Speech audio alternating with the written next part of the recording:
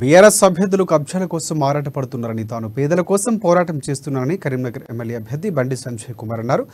కరీంనగర్ నియోజకవర్గానికి జూబ్లీనగర్ ఫకీర్పేటలో బండి సంజయ్ ఎన్నికల ప్రచారం నిర్వహించారు. అబద్ధాలు మోసాలు భూ కబ్జాల్లో గంగుల కమలాకర్ నెంబర్ 1 విమర్శించారు. ఇంటికో ఉద్యోగం ఇస్తామని తన ఇంట్లోని వారికే కేసీఆర్ పదవులు ఇచ్చుకున్నారని, నిరుద్యోగులకు ఏం పాపం చేస్తారని ఆగ్రహం వ్యక్తం చేశారు. గంగుల కేసీఆర్ ఇద్దరు కరీంనగర్ ప్రజలను మోసం చేశారని, బీఆర్ఎస్ ప్రభుత్వం అవినీతిలో కూరుకుపోయిందని, బీజేపీ అధికారంలోకి వచ్చిన తర్వాత కేసీఆర్ దోచుకున్న సొమ్మును ఖచ్చితంగా కక్కిస్తామని చెప్పారు. తెలంగాణలో అభివృద్ధి జరగాలంటే బీజేపీని గెలిపించుకోవాలని సంజయ్ అభ్యర్థించారు.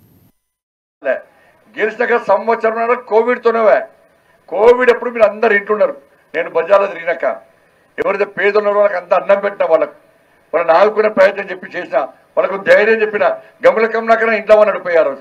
ఎందుకంటే బాగుండాలి, 100 సంవత్సరాలు బతకాలి పాపం ఆయన. కేసీఆర్ అసలే బయటకు వెళ్ళి ఆయన ఫామ్లో తాగి ఆయన బతకాలి 100 సంవత్సరాలు. కానీ బతకడానికి కాదక ఇలా మీకోసం ఎలా సంవత్సరాలు మీరు ఇంట్లో కూడా నేను బయట తిరిగిన, మీరు కోవిడ్ లాక్డౌన్ మీరు లోపలన్నారు, నేను బయట తిరిగిన సంవత్సరం 4 సంవత్సరం అటవే. ఇక మిగతా టైంలో ఆ రైల్వే బ్రిడ్జ్కు వీళ్ళు 10 సంవత్సరాల పైసలు పట్టుకురారు. 153 కోట్ల రూపాయలు నేను పట్టుకొచ్చిన మొన్న. పట్టుకొస్తే నేను 5 రోజులు అమెరికా మీద చూసి టక్కర కొబ్బరి పీకినా. ఇలా గుట్టలన్నీ కొడుతున్నారు, వడ్డరోడు ఆ గుట్టల మీద ఆధారపడి బతుకుతున్నారు. వాళ్ళ పొట్టగొట్టి మొత్తం నేను సంపాదించుకో గమల కమలాకన్నాడే నేను నా కుటుంబం మాత్రమే సంపాదించుకోవాలి, ఇంకోటి సంపాదించుకోదు.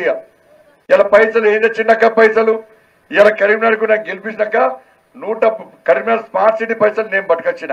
కొబ్బరికాయలు ఆయన కొడతాడు. ఇక్కడ రైల్వే బ్రిడ్జ్ ఉన్నది, పోక రైల్వే బ్రిడ్జ్ ఉంటుంది తిరువళ్ళపల్లి దగ్గర.